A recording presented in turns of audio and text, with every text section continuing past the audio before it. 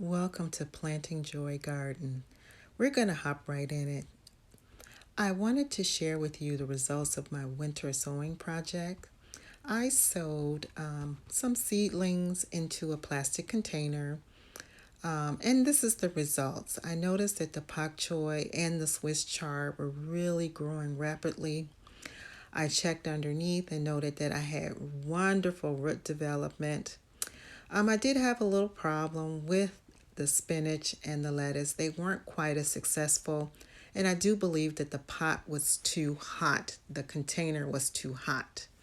However, the pak choi has true leaves, and as you can see, the roots are really growing. So these are great, healthy set of roots. So I need to up pot these. I'm going to actually plant them in their permanent home, which would be my green stalk.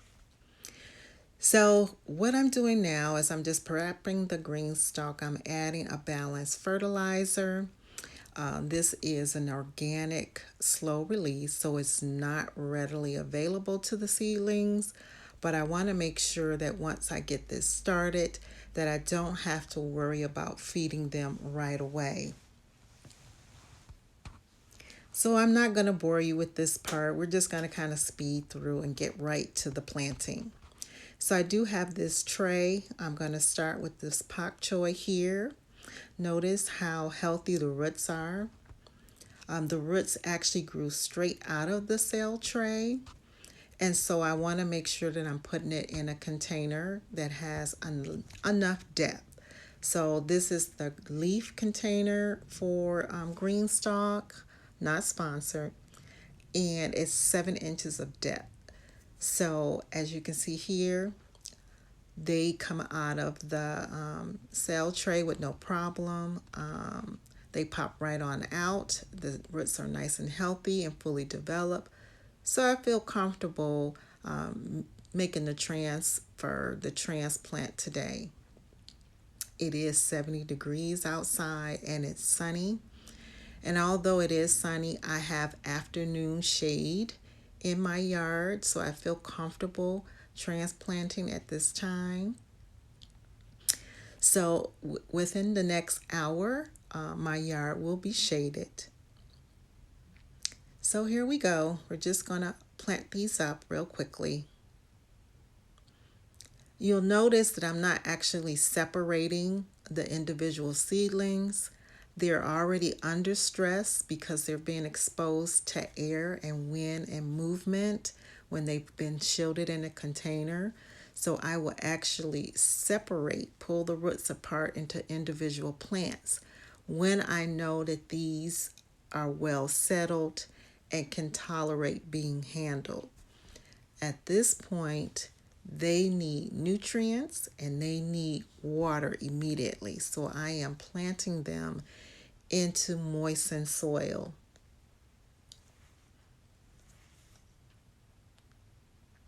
And once again, I have some nice healthy roots here. And with the tray I'm using, the cell trays, they're pop-out trays. So it's easy to get 100% of the roots out. And I'm showing you that here. It's the silicone tray. You pop it right on out and all of the roots come out. So you're not really tearing your roots as you're up potting or transplanting. And now for the Swiss chard, the same thing. The roots have gone through the tray, so they need nutrients right away and they need additional moisture. One thing about Swiss chard, it is in the beet family. So root development starts well before you actually see leaves on the top of the plant. So the leaves are very small compared to how much root I have. And to ensure a little success, I am adding seeds to the cells, the pockets where I transplanted the Swiss chard. I don't have a lot of space in my yard and I don't want to waste a whole lot of time. So I'm also direct seeding into the pocket along with the transplant. This way, if the transplants don't survive, my seeds are ready to go. So I'm just making sure I get all the way around. So I will have one layer of Swiss chard and two layers of the pak choi, but I've left some empty layers so that I'm able to thin out the pak choi. And I can see already just transplanted them. They look so much better. They're immediately getting their roots covered by soil, and they're also getting some access to moisture. They're really coming back to life. So the next step is for me to water these in, and I will be watering from the top. Green stalks are watered from the top. I will also be providing cover.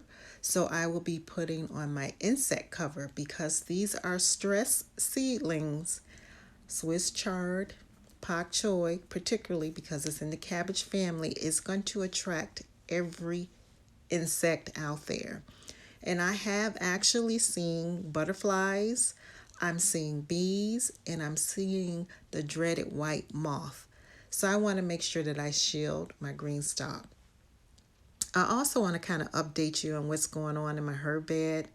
So you can see some of my spices. My oregano has really started growing. The rosemary looks wonderful. It has doubled its height. Even the lettuces that overwintered, they have flushed out, but because I have my cover open, I did go ahead and put a cage on them so that I'm not feeding rabbits. The onion sets that I put out previously, they are really growing. They're green, so I got a nice height on those. They're very happy. And even the bunching onions are actually going to flower. So I will be cutting them back. I will leave a few of the flower heads. So now you can see I do have my insect cover on, and I have moved my green stalk to the shaded area so that my seedlings are not overly stressed. They have good soil, they have moisture, they have insect protection, and now I'm giving them a break from the sun. Now they can tolerate fluctuations in temperatures because they have had cool nights down in the 40s and they've been out in the 70-degree day.